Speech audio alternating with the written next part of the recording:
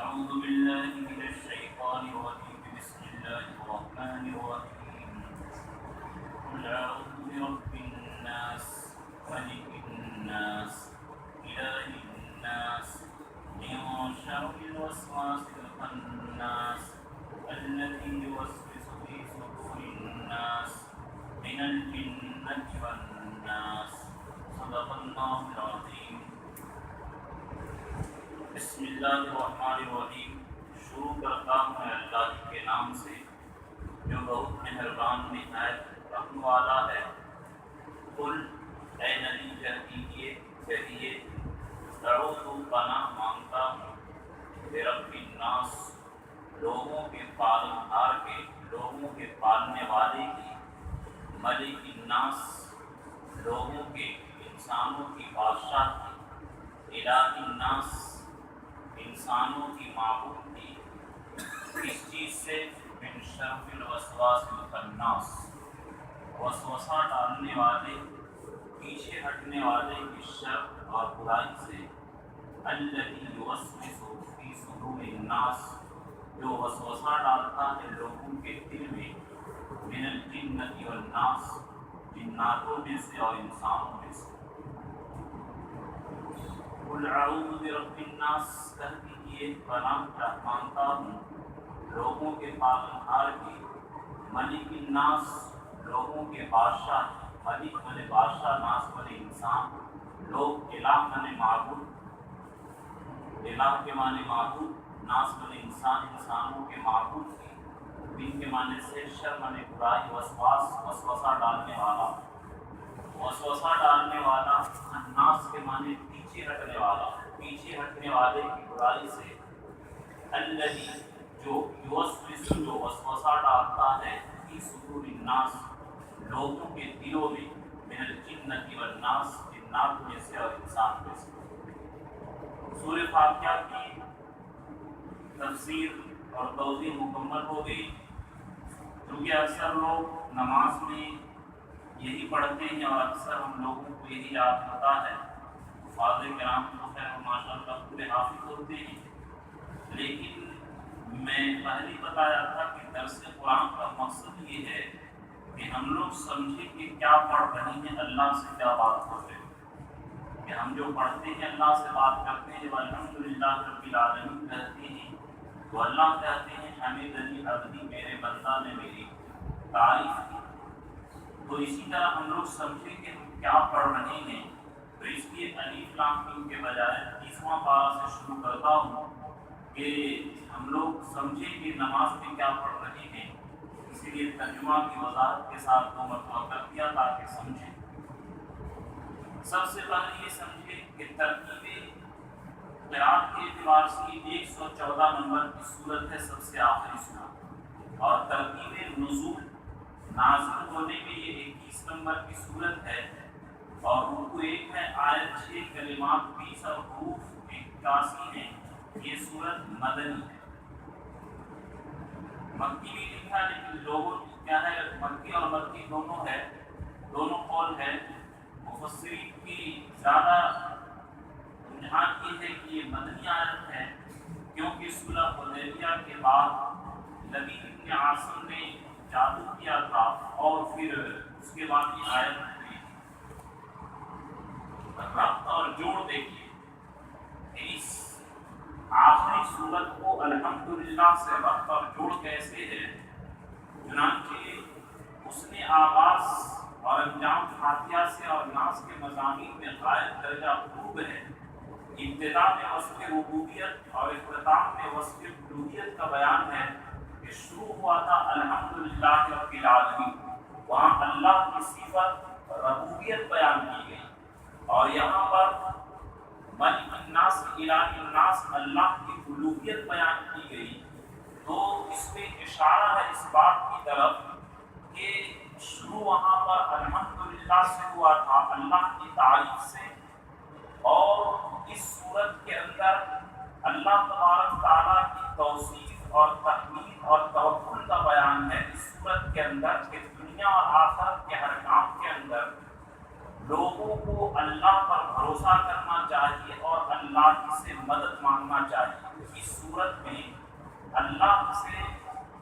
مدد مانگنے کا بیان ہے اور اللہ کی پناہ مانگنے کا بیان ہے کہ اے اللہ دنیا اور آخرت کی تمام پریشانیوں سے ہم کو دور فرما۔ اور ایک بڑی اچھی نقطے کی بات یہ فرمائے کہ بسم اللہ شروع میں با ہے اور آخر میں سین ہے ناس، اور دونوں کا مجموعہ بس بنتا ہے، یعنی اس کا مطلب یہ ہوا حسبک من القونین ما آتیناک بین الحرفین، کہ اے انسانوں تم کو صرف اور صرف قرآن کی ہدایت دونوں جہاں میں کامیابی کے لیے کافی ہے۔ قرآن کی تعلیمات کو چھوڑ کر کے غیروں کی تعلیمات کو تم مت ڈھونڈو۔ یہ مسلمانوں کے لیے افسوس ہے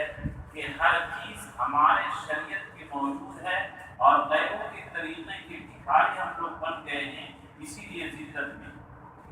دوبارہ اس کی ابتدا انتہا میں غائب نظری کا ربط ہے، جوڑ ہے کہ الحمدللہ رب العالمین اللہ کی حمد کا بیان تھا۔ یہاں بھی قل اعوذ ملک الناس، قل اعوذ برب الناس الہ الناس کا بیان ہے، مالک یوم الدین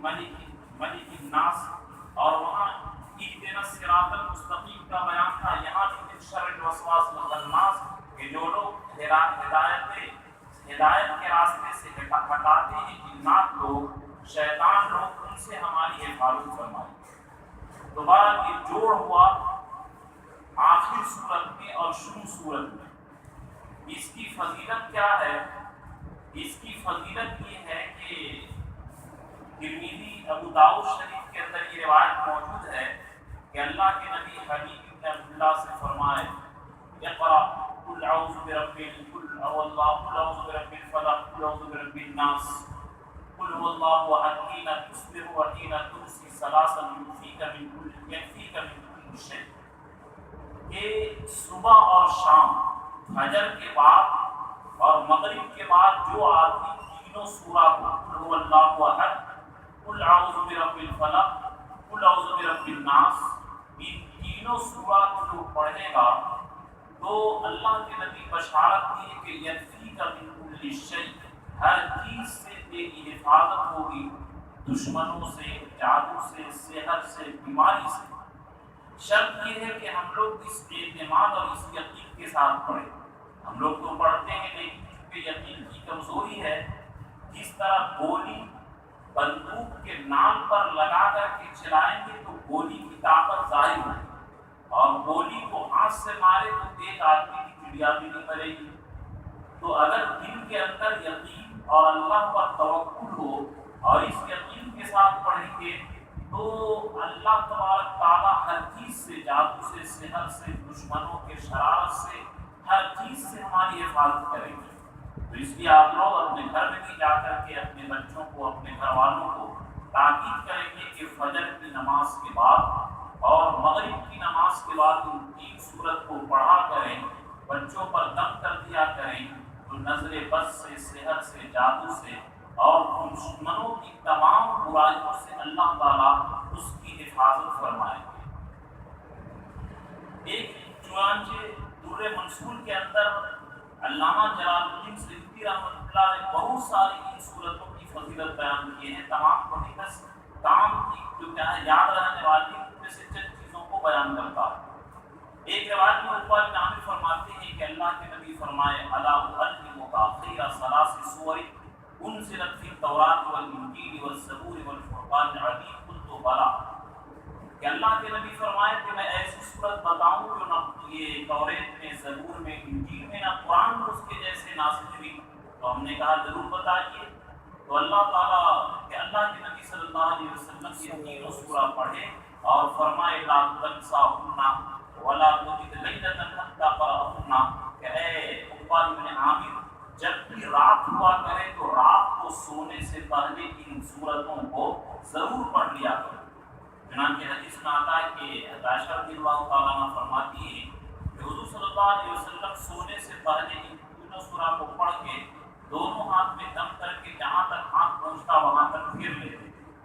اس سے فائدہ یہ ہوتا ہے کہ عام طور پر جادو اور سحر لوگ رات میں کرتے ہیں، تو اس سے اللہ تعالیٰ جادوگروں کے جادو کو، سحر، دشمنوں کی دشمنی کو، ان تمام چیزوں سے اللہ تعالیٰ بچائیں گے۔ اور فرماتے ہیں کہ جب ملک الموت ہوئی اور اللہ کے نبی ہاتھ نہیں پھیر سکتے تھے تو ہم حضور صلی اللہ علیہ وسلم کے ہاتھ پر دم کروا کر کے حضور کے ہاتھ کو پھروا دیتے تھے۔ تو اس لیے سونے سے پہلے آیت الکرسی اور تینوں سورہ تین مرتبہ پڑھ کر کے تسبیح فاتحہ پڑھ کر کے سویا کریں، اس کی بڑی فضیلت آئی ہے۔ ایک روایت کے اندر ہے کہ اللہ کے نبی فرمائے انزلت علی اللیلۃ آیات لم ارى مثلهن قط معوذتین۔ مسلم وغیرہ مسلم کی ترمذی کے اندر روایت ہے کہ اللہ کے نبی فرمائے کہ ان دونوں سورتوں جیسی کوئی سورت میں نے نہیں دیکھا، اس لیے جہاں بھی ہو۔ اور ایک روایت کے اندر آتا ہے کہ حضرت عقبہ بن عامر فرماتے ہیں کہ ہم لوگ مقام جنفا اور ابوا کے درمیان چل رہے تھے کہ بڑی سخت آندھی اور طوفان آ گئی، تو اللہ کے نبی معوذتین یعنی قل اعوذ برب الفلق قل اعوذ برب الناس پڑھے تو وہ آندھی دور ہو گئی۔ اور ہمیں فرمائے کہ آدمی ادھر ادھر کی پناہ ڈھونڈتا ہے، آدمی کے اوپر جب مصیبت پریشانی آئے تو ان صورتوں کو ورد کرنا چاہیے۔ چنانچہ علامہ جلال الدین سیوطی رحمۃ اللہ علیہ فرماتے ہیں صورتوں کے خواص علماء نے یا مفسرین نے لکھا کہ جو سورہ یاسین پڑھے گا قیامت کے دن پیاس کی سختی سے محفوظ رہے گا، جو سورہ واقعہ پڑھے گا رات کو تو اس کے یہاں انشاءاللہ خاکہ نہیں ہوگا، جو سورہ ملک اور سورہ الف لام میم سجدہ پڑھے گا قبر کے عذاب سے بچ جائے گا، اور جو شخص انا اعطینہ پڑھے گا وہ دشمن کے برائی سے، دشمنی سے محفوظ رہے گا، قل یا ایھا الکافرون پڑھے گا تو کفر کی موت سے بچے گا، جو قل هو اللہ احد پڑھے گا تو اس کے دل کے اندر اخلاص اور وحدانیت پیدا ہوگی، اور جو آدمی قل اعوذ برب الفلق پڑھے تو دشمن کے برائی سے محفوظ رہے گا، اور جو قل اعوذ برب الناس کا ورد کرے تو وسوسہ اور شیطان جو طرح طرح کے خیالات ڈالتا ہے ان چیزوں سے محفوظ رہے گا۔ تو اس لیے ان صورتوں کا ورد رکھنا چاہیے۔ بلکہ ایک روایت میں یہ آتا ہے کہ جو شخص جمعہ کے دن جمعہ کی نماز کے بعد قل هو اللہ احد 7 مرتبہ، قل اعوذ برب الفلق 7 مرتبہ، قل اعوذ برب الناس 7 مرتبہ پڑھتا ہے تو ایک جمعہ سے لے کر دوسرے جمعہ تک تمام طرح کے شرور و فتن سے اس کی حفاظت ہوتی ہے۔ اب لوگ کیا ہے پڑھتے ہیں، سنت بھی نہیں پڑھتے ہیں، بھاگ جاتے ہیں، تو ان چیزوں کا ورد رکھنا چاہیے۔ تو بہرحال یہ بڑی فضیلت کی صورت ہے۔ اب یہاں شان نزول سمجھیے۔ شان نزول کہتے ہیں کہ کس واقعہ کی وجہ سے،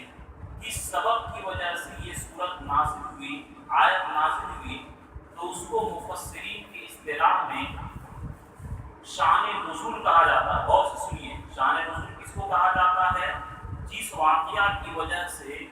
جو آیت یا جو صورت نازل ہوتی ہے تو اس واقعہ کو، اس پس منظر کو شان نزول کہا جاتا ہے۔ اس صورت کے شان نزول کا واقعہ کیا ہے؟ یہی تو صورت ایسی ہے کہ ایک مرتبہ نازل ہوئی ہے۔ قل اعوذ برب الفلق قل اعوذ برب الناس ایسی صورت ہے کہ ایک مرتبہ اکٹھے نازل ہوئی ہے 11 آیت۔ شان نزول اس کا یہ ہے کہ حضور صلی اللہ علیہ وسلم پر یہودی لوگ بہت زیادہ دشمنی اور حسد رکھتے ہیں۔ حسد کی وجہ کیا تھی کہ یہودی لوگ یہ چاہتے تھے کہ بنو اسحاق میں سے نبی آئے آخری، اور حضور صلی اللہ علیہ وسلم حضرت اسحاق علیہ السلام نہیں بلکہ حضرت اسماعیل علیہ السلام کے اولاد میں سے ہیں۔ اسی دشمنی کی وجہ سے وہ لوگ ایمان نہیں قبول کیے اور حضور صلی اللہ علیہ وسلم سے بہت زیادہ حسد رکھتے تھے۔ قتل کرنے کی سازش، بکری کے گوشت میں زہر دینے کی سازش، جادو سحر بہت زیادہ کرتے تھے، لیکن حضور صلی اللہ علیہ وسلم پڑھتے تھے تو لبید بن عاصم یہ منافق یہودی تھا، اندر سے کافی اوپر سے مسلمان، تو یہودیوں نے بہت پیسہ دیا کہ تم نعوذ باللہ محمد کے اوپر جادو کرو، تو اس کا بیڑا اس نے اٹھایا، اور اس بیڑا کو اٹھانے کے لیے اس نے پیسہ بھی دیا اور اپنی بیٹیوں سے جادو کروایا۔ چنانچہ ایسا کیا کہ وہ ایک یہودی لڑکا خدمت کرتا تھا حضور صلی اللہ علیہ وسلم کی، تو اس یہودی لڑکے کو اس نے بہلایا پھسلایا کہ تم جو خدمت کرتے ہو تو حضور کا کنگھی، حضور یہ محمد کا باپ ان کی کنگھی ہم کو دے دو۔ چنانچہ پوری ہوئی کنگھی اور حضور کا باپ جو گرا تھا وہ جا کر کے لبید بن عاصم کو دے دیا۔ لبید بن عاصم جو ہے نر کھجور کے گفا کو لیا، اس کو پھاڑا اور اس کے اندر 11 گرہیں لگایا، اور اس کے اندر 11 گرہیں ایک تاج سے 11 گرہیں لگایا، اس کے بال کو اس میں یہ باندھا۔ اور روح المعانی کے اندر علامہ محمود آلوسی رحمۃ اللہ علیہ یہ بھی لکھتے ہیں کہ حضور صلی اللہ علیہ وسلم کی موم بتی کی ایک تصویر بھی بنایا، اور اس کے اندر 11 سوئی چبو دیا، اور اس کو کھجور کے گوفے کے اندر مذکر نر کھجور کے گوفے میں ڈالا، کیونکہ دیکھیے یہ کھجور جو ہے یہ انسانوں کے مشابہ ہے کہ اس کا سر کاٹ دیجیے تو درخت مر جائے گا، لیکن اور بقیہ درخت جو اوپر کے کاٹیے تو نہیں مرے گا، یہ انسان کے مشابہ ہے کہ انسان کا سر کاٹ دیجیے انسان زندہ نہیں رہے گا۔ تو اس کھجور کو آدمی سے بڑی مناسبت ہے۔ دوبارہ اس نے قبیلے زریق کا آدمی تھا پیر زروان، وہاں جا کر اس نے کنویں کے نیچے اس کھجور کے گوفے کو پتھر کے نیچے دبایا، تو حضور صلی اللہ علیہ وسلم پر 6 مہینہ جس میں 40 دن تکلیف رہی اور 3 دن بہت زیادہ تکلیف رہی۔ جادو کرنے کے بعد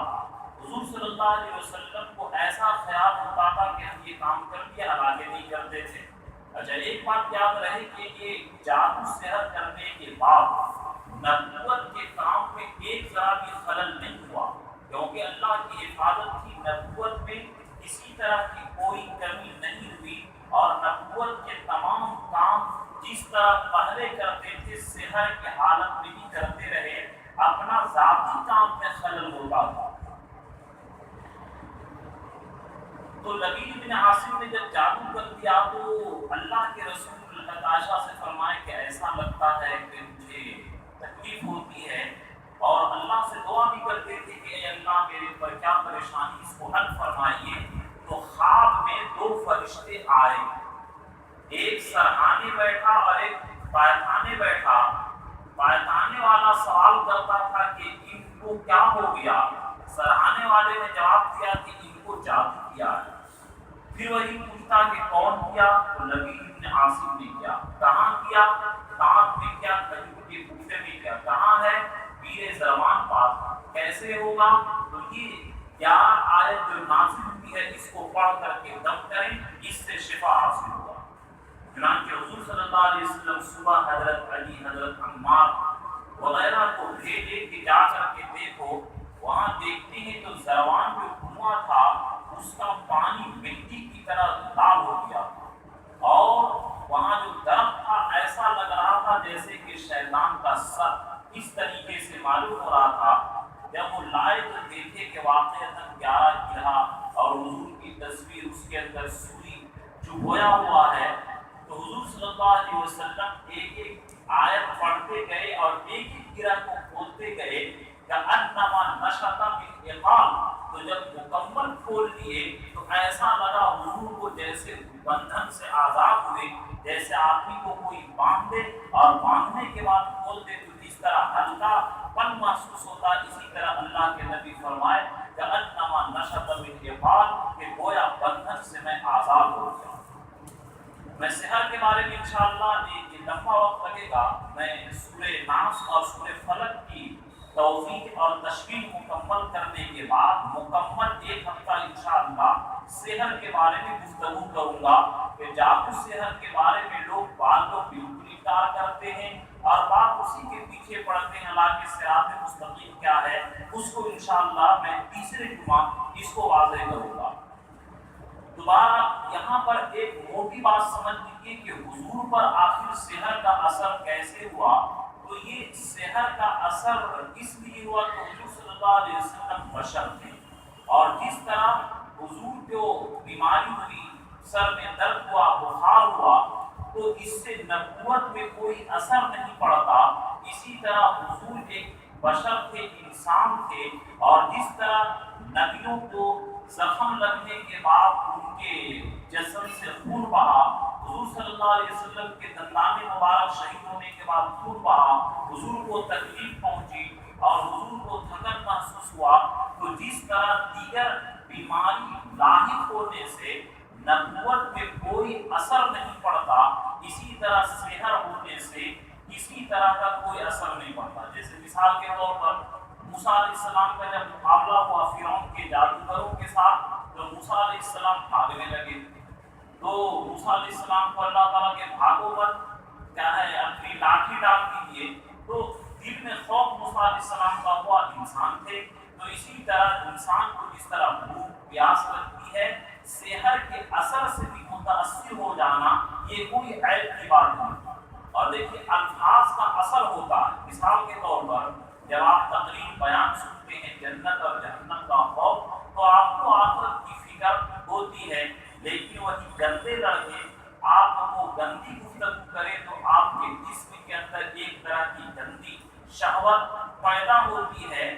بول کا بڑا اثر ہوتا ہے۔ اور جس طرح ایک انسان ڈر جائے تو دیکھیے چہرہ اس کا پیلا پڑ جائے گا، بدن کے بال کھڑے ہو جائیں گے، اسی طرح سحر کے اثر سے طبیعت کا متاثر ہونا یہ انسانی فطرت ہے، اس میں کوئی عیب کی بات نہیں۔ نبوت کے مرتبہ میں ایک ذرہ بھی اثر نہیں پڑتا۔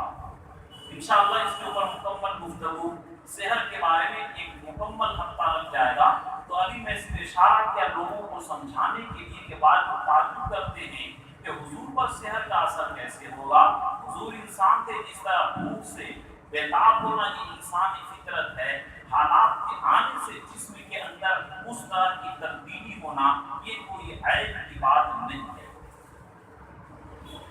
تو بہرحال اس صورت کا مضامین، اس صورت کا مضمون کیا ہے؟ اس صورت میں اللہ تبارک تعالیٰ نے اپنے اوپر توکل کرنے کا اور اپنے اوپر بھروسہ کرنے کی تعلیم دی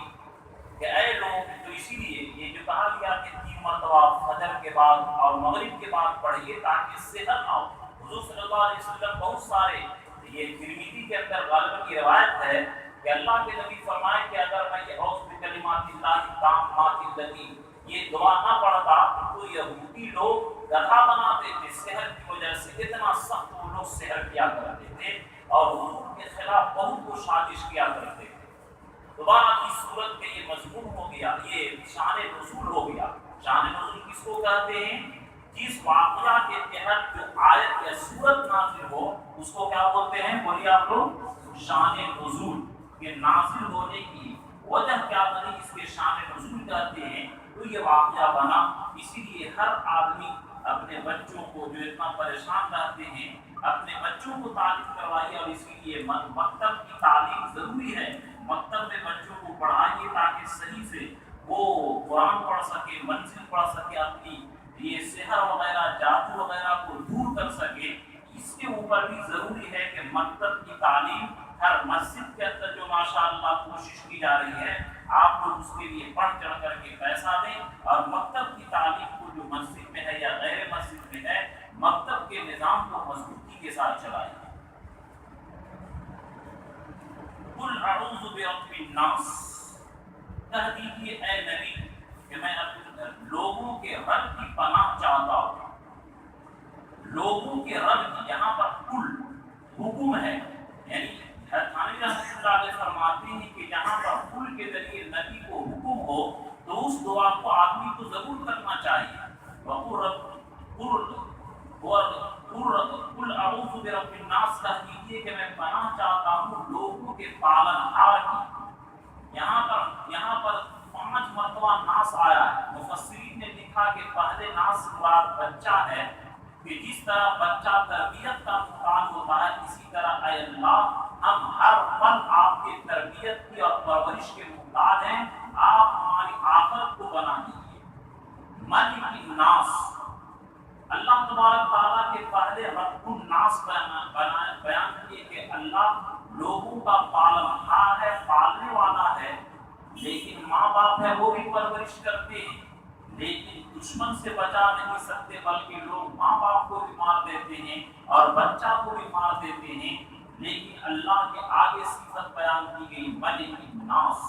لوگوں کا بادشاہ ہے، بادشاہوں کا بادشاہ ہے۔ اللہ صرف تربیت نہیں کرتا اور صرف تربیت کرنے تک محدود نہیں، بلکہ اللہ کو بڑی طاقت، بڑی قوت اور بڑی زبردست بادشاہی ہے، وہ تمام خطرات سے نمٹ کر کے ہمیں بچائے گا۔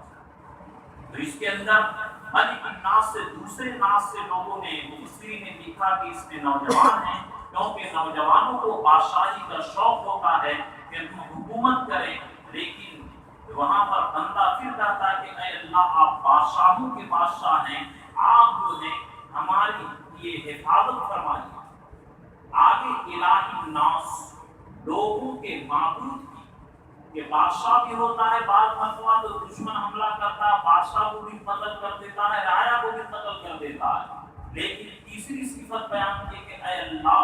آپ صرف پالنہار اور بادشاہ ہی نہیں ہیں بلکہ معبود ہیں، یعنی عبادت کے لائق صرف اور صرف آپ ہی کی ذات ہے۔ یعنی جو مضمون الحمدللہ کے اندر تھا ایاک نعبد کہ صرف آپ ہی کی عبادت کرتے ہیں، اسی طرح الہی الناس کے اندر کہ لوگوں کا معبود صرف آپ ہی ہیں، تمام آسمان اور زمین کے مالک آپ ہی ہیں، اور آپ ایسے زبردست ہیں کہ صرف حاکم اور بادشاہ ہی نہیں بلکہ تمام کائنات آپ کے قبضے قدرت میں ہے، اور ہم آپ کے معبود ہیں۔ اور اس طرح بندہ کی حفاظت معبود کیا کرتا ہے، اور معبود صرف اور صرف کائنات میں آپ کی ذات ہے، اس کے علاوہ سب کے سب محتاج ہیں اور سب کے سب جہنم میں، جتنے بھی یہ مورتی کی شکل میں ہیں یا مزار کی شکل میں جس کے سامنے لوگ سجدہ کرتے ہیں، یہ بھی جہنم میں جائیں گے، حالانکہ ان کو تکلیف نہیں ہوگی، لیکن جو لوگ غیر اللہ کی پوجا کرتے ہیں اس کو ذلیل کرنے کے لیے کہ اے لوگوں میرے انبیاء تم کو راستہ دکھائے کہ اللہ کی عبادت کرو، لیکن تم ایسے پاگل تھے کہ بے جان کی کرتے تھے لوگ، ان کو کیا بچائیں گے، یہ تو خود جہنم کے اندر جل رہے ہیں، اور اس کی وجہ سے اور جہنم کی آگ تیز ہوگی اور ان کی ذلت بھی بڑھے گی اور تکلیف بھی بڑھے گی۔ الہی الناس، لوگوں کی بادشاہ کی کس چیز سے پناہ چاہتے ہیں؟ من شر الوسواس، وسوسہ ڈالنے والے کی شر سے۔ شیطان جو ہے، یہاں پر دیکھیے ماں قبل کے اندر سورہ فلق کے اندر ہے قل اعوذ برب الفلق من شر ما خلق ومن شر غاسق اذا وقب ومن شر النفاثات في العقد ومن شر حاسد اذا حسد۔ ایک صفت بیان کی گئی اور تین چیزوں سے پناہ چاہی گئی، لیکن وہاں دنیا کی پناہ چاہی گئی اور دنیاوی چیزوں کے بارے میں، اور یہاں اللہ کی تین صفت بیان کی گئی، رب، ملک، الہ، اور ایک چیز سے پناہ چاہی جا رہی ہے شیطان کے وسوسہ سے۔ کہ شیطان کے وسوسہ سے اے اللہ ہم کو پناہ کیجیے۔ یہ شیطان بڑا خبیث ہے، یہ قسم کھا کر کے آیا ہے فَبِعِزَّتِكَ لَأُغْوِيَنَّهُمْ أَجْمَعِينَ کہ اے میرے رب آپ کی عزت کی قسم میں آپ کے بندوں کو بہتا کر کے رکھوں گا، اور میں اپنا بدلہ آدم کی اولاد سے لے کر کے رہوں گا۔ تو اللہ تعالیٰ دیکھیے درخواست دعا کی مضمون بھی بتاتی ہے کہ اے میرے بندو اس طرح ہم سے پناہ مانگو، اور اس طریقے سے میری پناہ مانگو، ہم جو بھی مصیبت ہو ہم سے تم پناہ مانگو، میرے اوپر تم بھروسہ کرو۔ تو وسوسہ ڈالنے والا، یہ بہت زیادہ وسواس مبالغہ کا صیغہ، اس طرح ایک کہتے ہیں عالم جاننے والا، اور ایک کہتے ہیں علامہ بہت جاننے والا، کہ علامہ طاہر، علامہ انور شاہ کشمیری، جو بڑے بڑے عالم گزرے ہیں ان کو لوگ علامہ کہتے ہیں۔ تو چونکہ دوسری آیت کریمہ میں ہے، اللہ کے نبی خود فرما رہے ہیں، دوسری جگہ قرآن میں ہے قل ربی اعوذ بک من حمزات الشیطان، کہ اے نبی کہیے کہ اے اللہ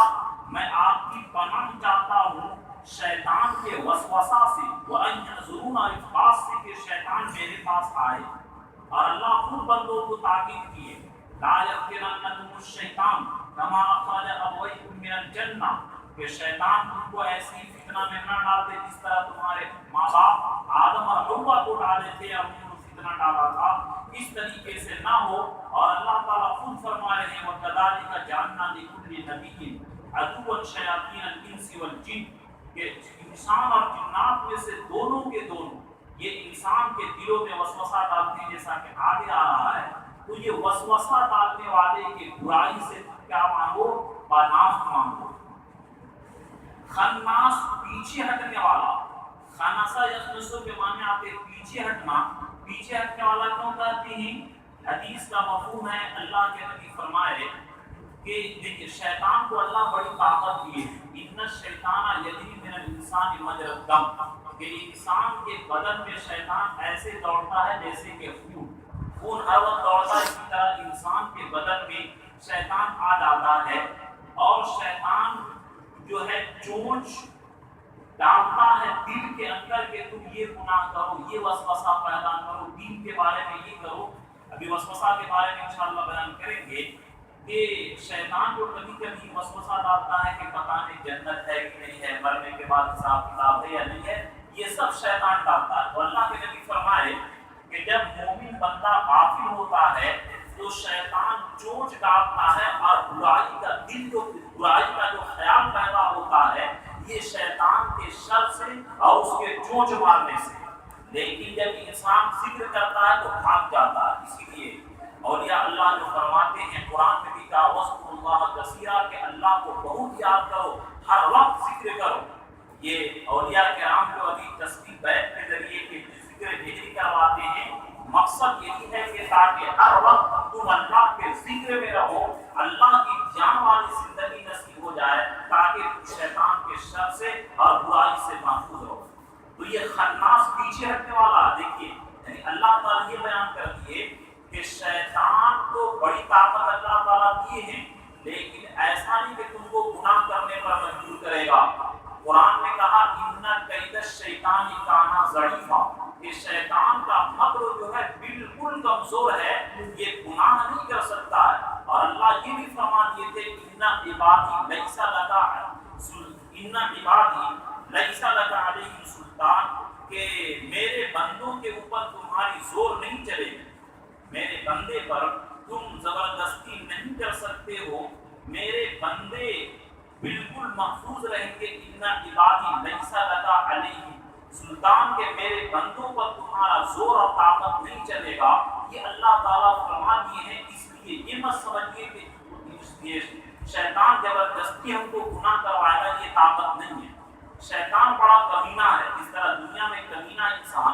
ڈر جائیے تو بڑا ڈرائے گا، لیکن اڑ جائیے تو بھاگ جائے گا، اسی طرح شیطان ہے کہ بڑی وسوسہ ڈالے گا، اڑیے کہ نہیں کروں گا تو بھاگ جائے گا۔ شیطان بڑا کمینہ اور گھٹیا خصلت کا عادی ہے،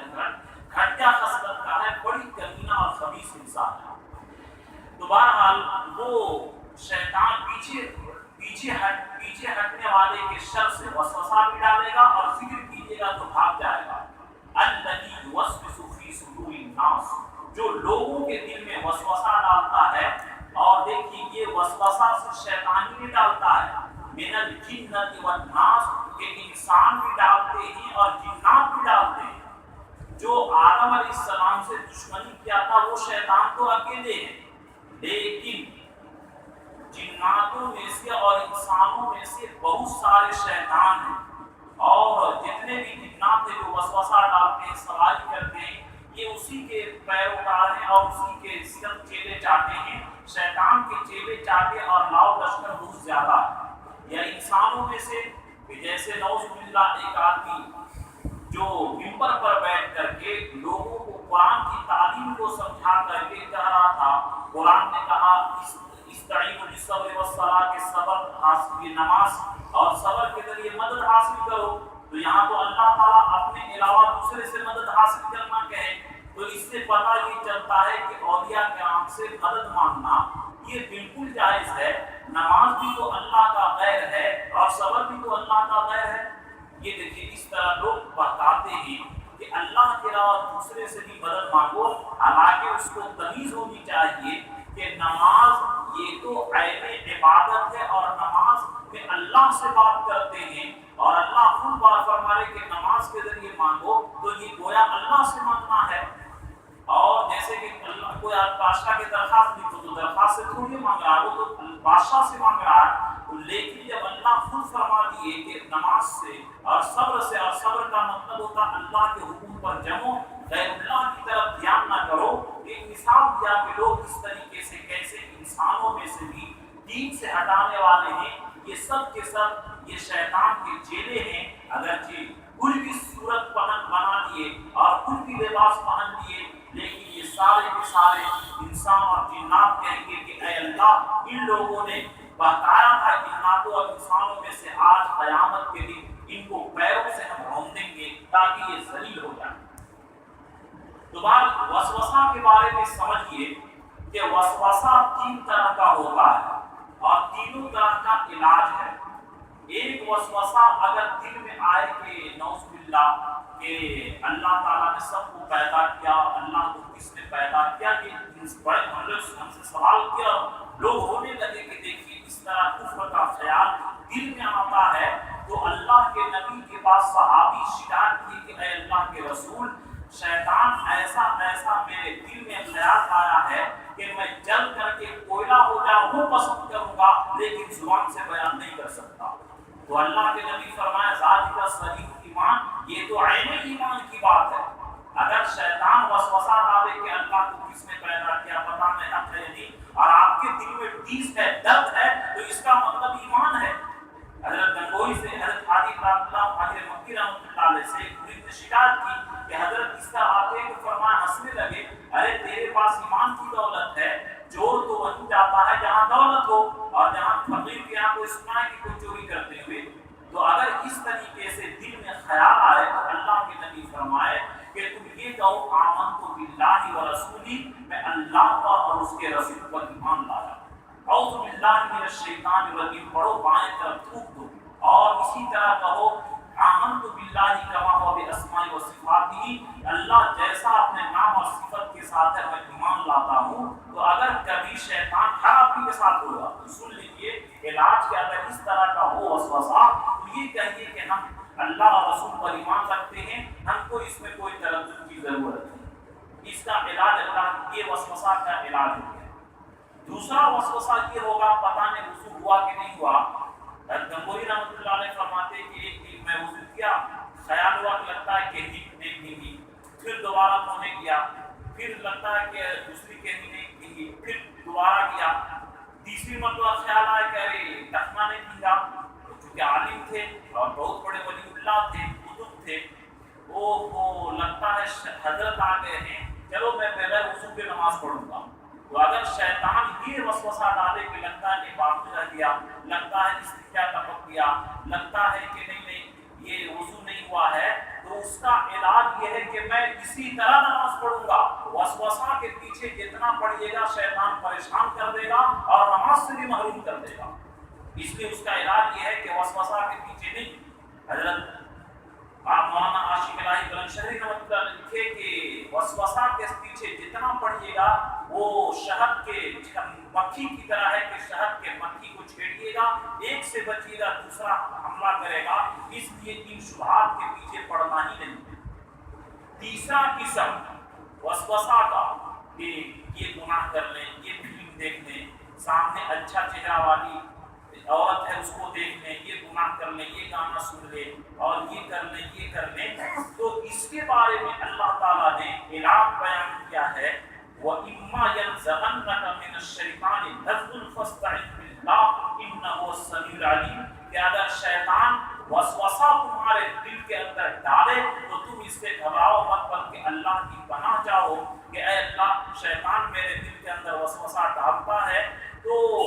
اس سے اب شیطان کے وسوسہ سے اللہ کی پناہ چاہو گے، اللہ محفوظ کر دے گا. اور اپنی طاقت سے گناہ سے بچنے کی کوشش کرو تو پھر شیطان تمہارے پیچھے گناہ بھی نہیں کروائے گا بلکہ وہ تھک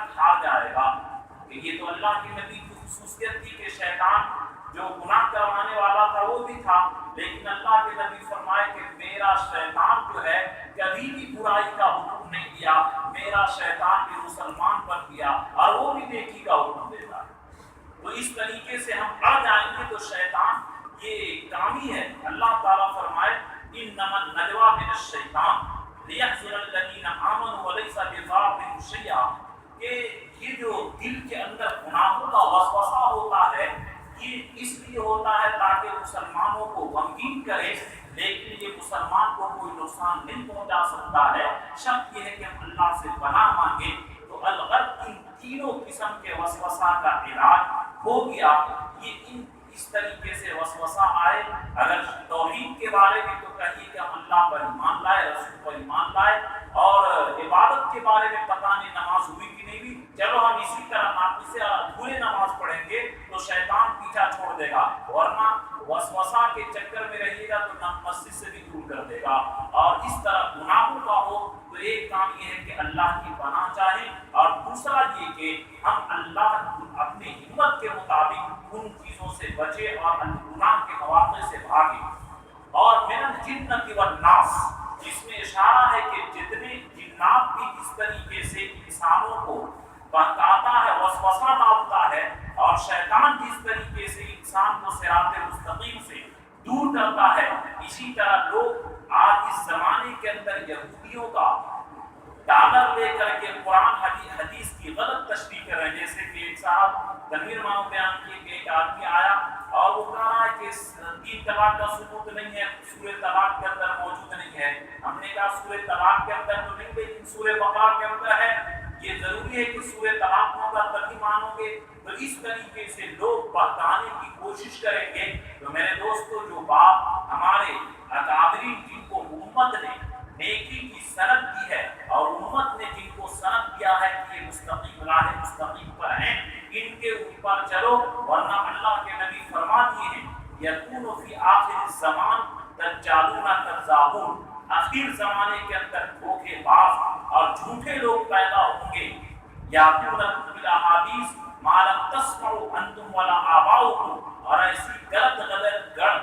کے حدیث بیان کریں گے جو نہ تم سنو ہوگے نہ تمہارے باپ دادا۔ وَإِيَّاكُمْ، ایسے لوگوں سے بچ کے رہنا۔ وَظَلُّوا فَيُضِلُّوا، کہ یہ لوگ خود گمراہ ہوں گے اور تم کو بھی گمراہ کریں گے۔ یہ بھلا بتائیے کہ وہ آدمی ہاشمی میاں نے خود اپنے کانوں سے سنا اس کا بیان، ہاشمی میاں کا چھوچھا تھا کہ اہل سنت اشتاق سے، کہ اہل سنت سمجھ گئے کہ غیر اللہ کے یہ ولیوں کے مزار پر جا کر کے مرادیں مانگنا یہ عین اللہ سے مانگنا ہے، کہ جس طرح اللہ نے کہا استعینوا بالصبر والصلاۃ، نماز اور صبر سے مدد حاصل کرو، صبر اور نماز اللہ کا غیر ہے تو آگے بھی شرک ہو گیا۔